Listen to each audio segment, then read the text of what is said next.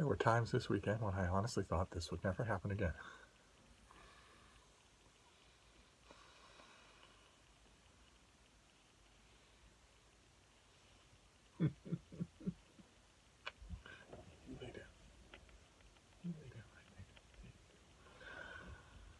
Hello, BookTube, and welcome to your Daily Penguin.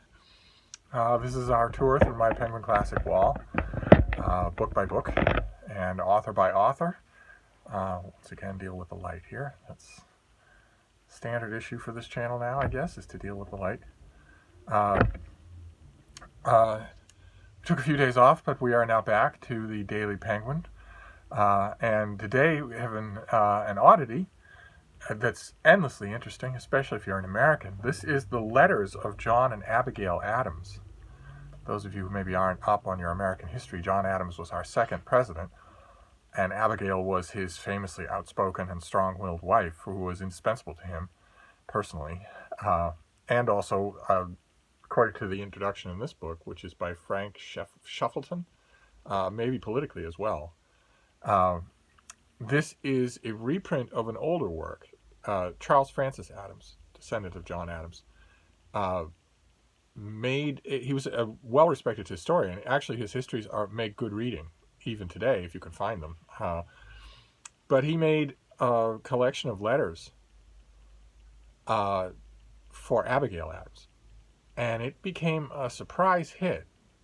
I don't think he or his publisher was expecting there to be the public reaction that there was to that volume, but it was pronounced. He did a lot of really, really good, heartfelt, and scrupulous editorial curating of that volume. And its success led him eventually in 1876 to do this volume, Letters of John and Abigail Adams. And Shuffleton here for this volume, I mean, that volume was also a success, The Letters of John and Abigail Adams. But Shuffleton here makes a very good decision. He goes back to Charles Francis Adams' original book and fixes the fixes. Adams, when he was doing this, regularized a lot. He took out a lot of stuff that struck him as too personal or too revealing for the family. And he also corrected Abigail Adams' spelling. Abigail Adams was, Shuffleton in his introduction refers to her as a phonetic spelling. In other words, she was a bad speller. She had no proper schooling in spelling because, so when it came time for her to write out a word, she wrote out what it sounded like. And Charles Francis Adams fixed that. And you can see immediately why you wouldn't want to fix that, right? That's invaluable.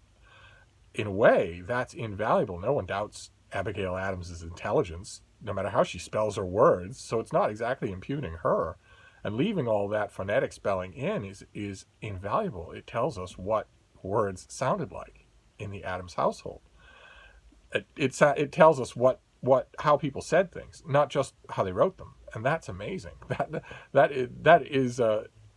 It's wonderful that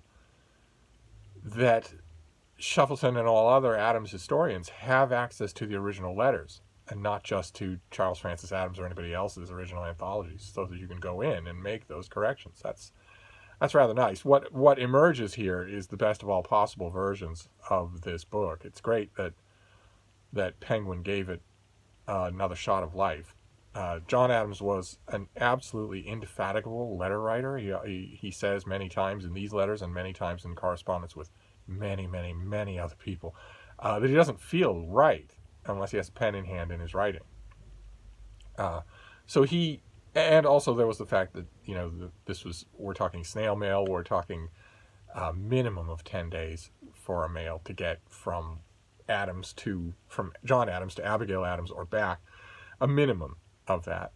And if you're lucky, that, because no regularized postal system, no regularized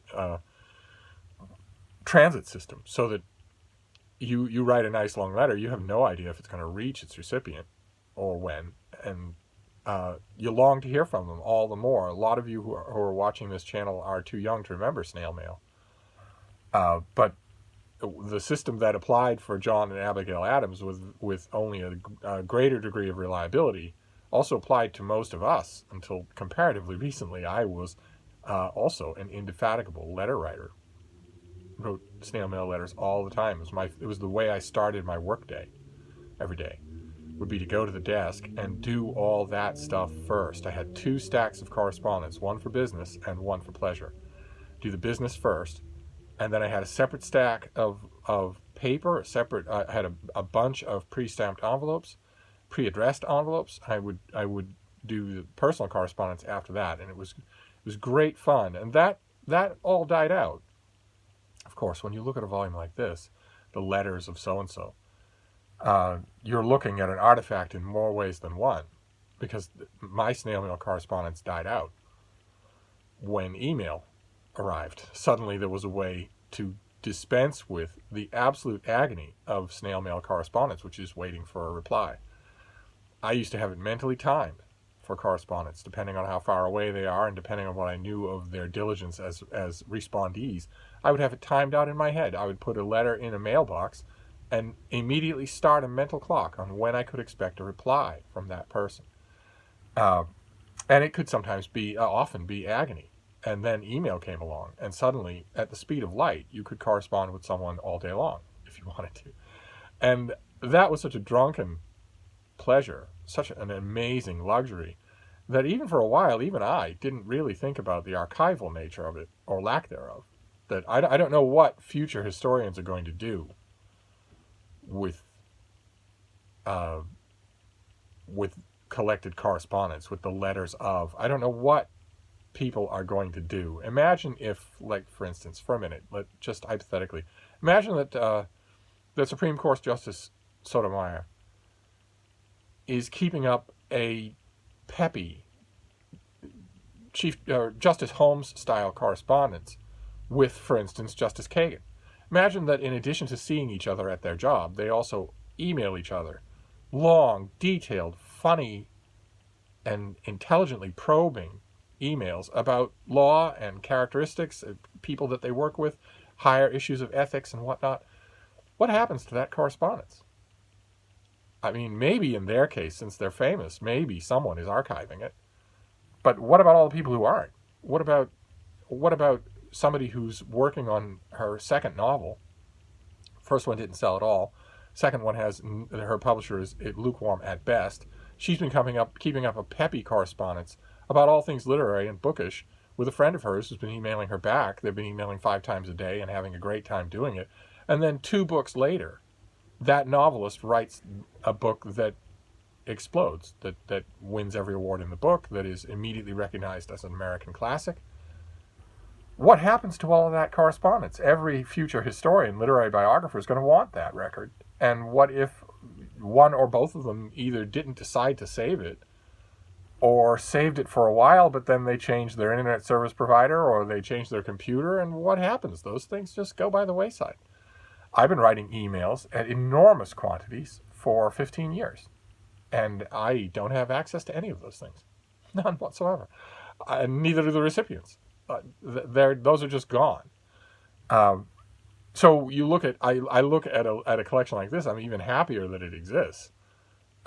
And that Penguin decided to inaugurate it. In terms of literary value, there isn't any literary value here, but there is a huge amount of historical value, because John Adams is forever gossiping about the people that he's dealing with in Congress and in public life and law and all that.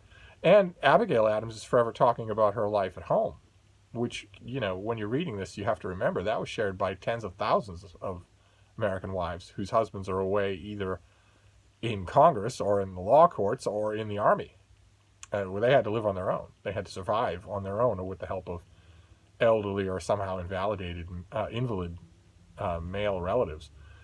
It's, in other words, fascinating. It's absolutely fascinating reading. Shuffleton does the requisite job here for his introduction of letting you know who these people are, what their background was, where we find them when these letters begin, and he does an unobtrusive job of annotating those letters. So what you get here is effectively as close as we will ever come to a more detailed and more heartfelt, less guarded version of the tiny little autobiography that John Adams started but didn't finish.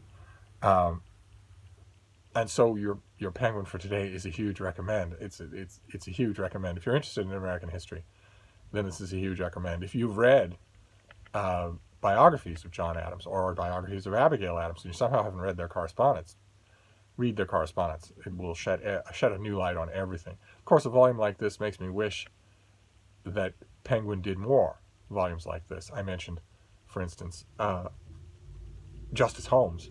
Well, Justice Holmes kept up a huge snail mail correspondence of his own. It was gigantic, and it was endlessly entertaining. And he did it with a whole bunch of people. And over the years, those correspondences have been collected, editorially curated, and presented for sale by publishers, just like Charles Francis Adams did. The Holmes letters with various correspondence, I know of 5 sets, just off the top of my head, and there are probably others that aren't in the Penguin Classic line. And of course, the most famous example, I would think, would be the Adams-Jefferson letters. John Adams and Thomas Jefferson, after a long time estranged, were convinced to reach out and correspond with each other in their final days, largely looking back on a republic that they helped to make. And those letters are incredible, and they exist as a book. They have been curated into a book form, but not, as far as I know, in a Penguin Classic. And I would think those would be even more of a classic than these.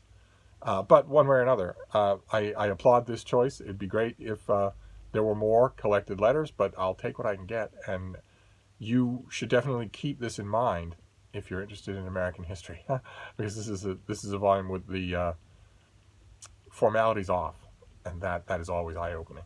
So anyway, that's your Penguin Classic for today. I'm going to wrap this up, but I'll be back.